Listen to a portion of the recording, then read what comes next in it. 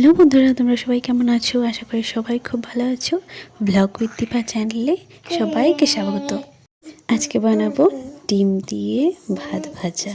আমার তো খুব ভালো লাগে। তার জন্য পেঁয়াজ কুচি, গাজর আর লঙ্কা কুচি, ডিম সব রেডি করে রেখেছি। এখন ডিমটা ভেজে নিচ্ছি হালকা তেলে। ডিম ভাজা হয়ে গেলে ডিমটা নামিয়ে তার মধ্যে একটু তেল দিয়ে তার মধ্যে দিয়ে দেবো পেঁয়াজ কুচি। পেঁয়াজগুলো হালকা করে ভেজে নেব, নিয়ে গাজর কুচি আর লঙ্কা কুচিটাও দিয়ে দেব। এখন সবগুলো একসাথে ভাজবো ভালো করে। তার মধ্যে দিয়ে দিলাম স্বাদ মতো নুন। আমি কিন্তু এখানে হলুদ ব্যবহার করছি না, তো এর জন্য ভাতগুলো দিয়ে দিলাম। এখন ভালোভাবে ভাতের সাথে এগুলোকে মিশিয়ে নেব। এরপর এর মধ্যে দিয়ে দেব ডিম ভাজাগুলো।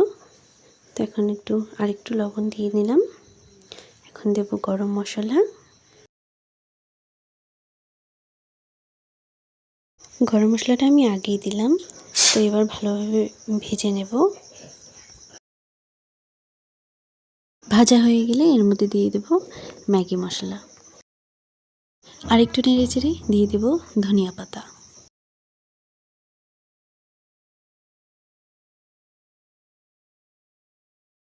আমি এটাতে হলুদ ব্যবহার করলাম না, তোমরা চাইলে সবাই হলুদ ব্যবহার করতে পারো।